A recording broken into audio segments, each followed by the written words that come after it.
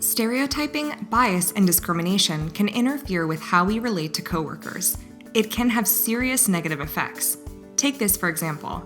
There is a stereotype that exists that say that assertive women are, how do we put this?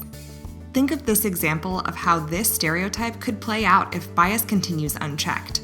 A woman engineer points out a missed calculation to a colleague in a department meeting.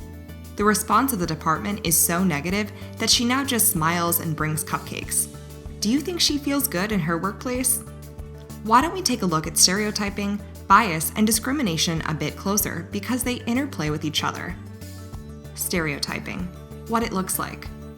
Assumptions about people can cause us to jump to conclusions about others because they seem to fit in a certain category or belong to a group: color, age, socioeconomic class. This leads to unconscious bias, what it looks like. These are unconscious ideas or opinions that we have about who belongs to a stereotyped category we put them in.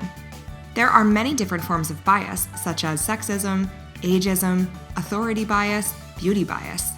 The important thing to remember is these ideas are factually incorrect, unfavorable, and demeaning to someone or a group.